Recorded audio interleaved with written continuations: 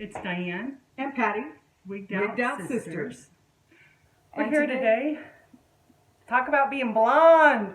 We have always wanted to be blonde, and we never could be blonde because our hair is almost black. So when we found we could sport blonde wigs, we were so happy. So happy.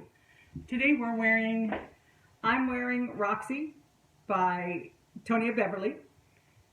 I'm wearing Isla, Isla, Beverly. In Rooted Sandstone. Rooted Sandstone. Our favorite blonde right now.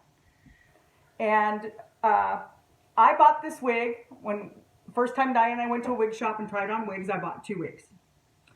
I bought this one. She tried it on. I was so surprised that the blonde looked good on me.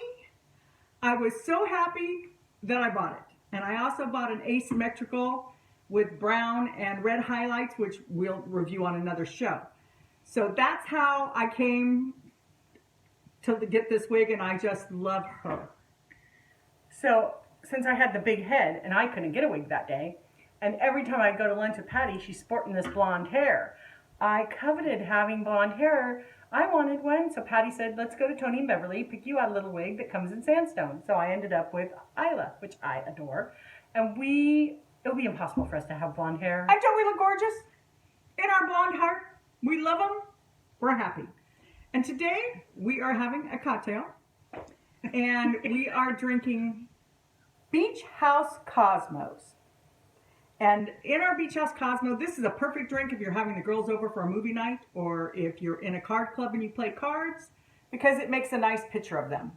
And it is 4 cups of limeade.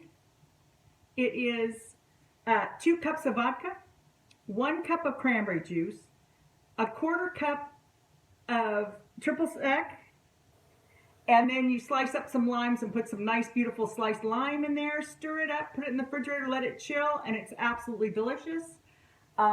We wanted to try this drink because we loved Sex in the City and the Cosmos. We watched a lot of Sex in the City, and we drank had a a good lot time, of Cosmos. drank a lot of Cosmos, so put us on pause and go grab yourself a drink. Make a Come cocktail. back and have cocktails with me and Patty, and we are going to dish about being blonde. Yeah, absolutely loving being blonde. Yes. Join us. Come and join us. So when Patty got these blonde wigs, that transformed that we realized some things that worked about this color for us. In specific, it's rooted.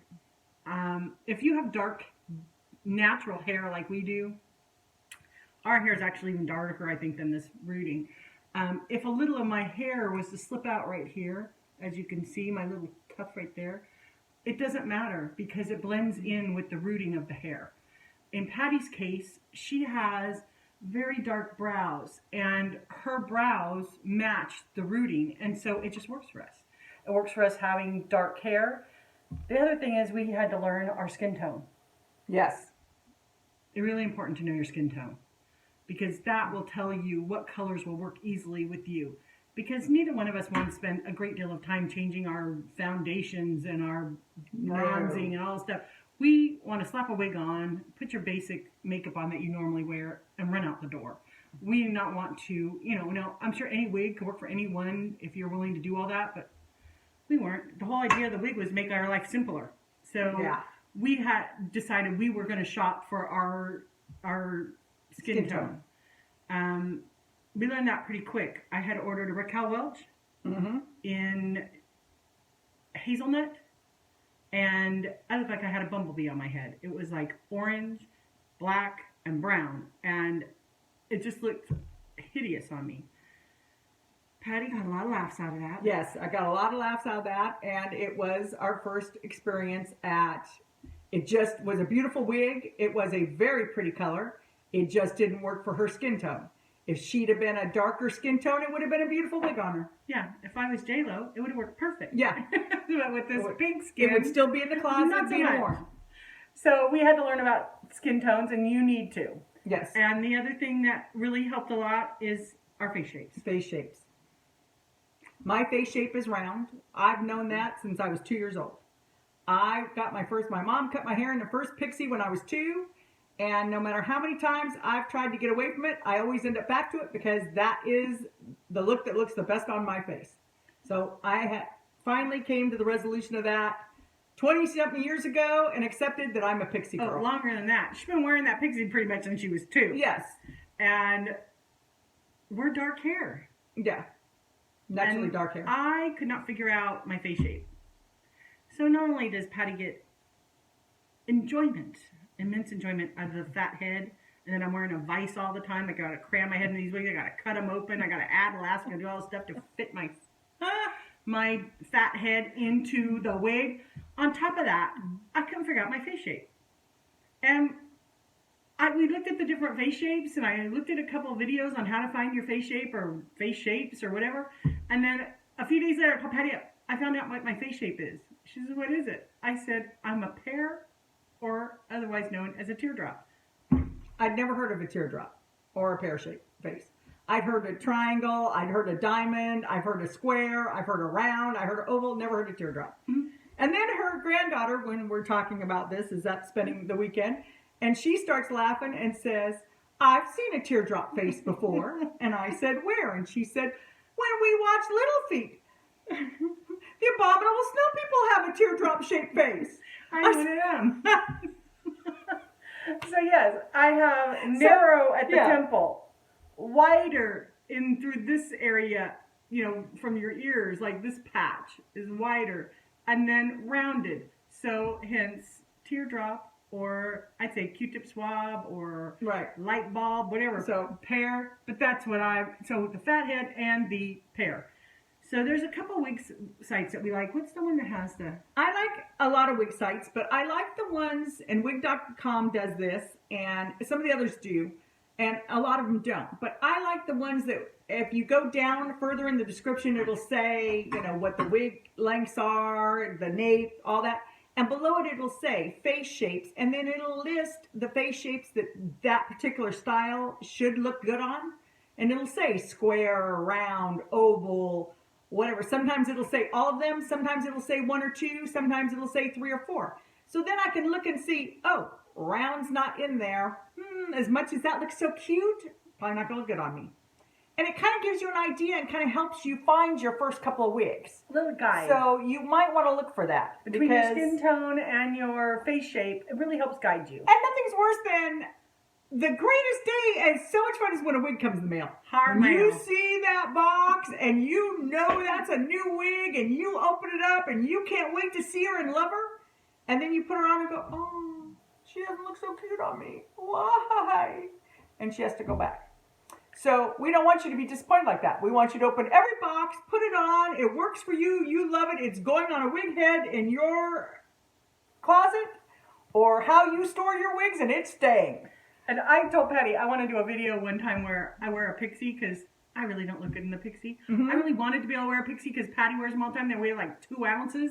And I thought, oh, it's really warm where we live in the summer. I thought it'd be so nice to just flap that on. We go to Target or Walmart, wherever we're doing, and run around to the mall. And I could wear that really light wig. Oh my God. The wig is cute. The cut is darling. The color works for me.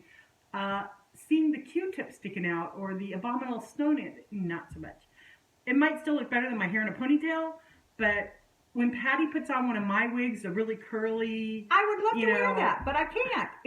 I have a small face and a round face. So one day we'll do a video showing us in the wrong wigs. It's just too much hair for my face, and I just look like I'm drowning in hair. To show you what happens when you have the wrong wig on for your face shape. And you can covet a style, you can love a style. Like I would love to have those beachy waves, and I'm still looking for a beachy wave that will work on me.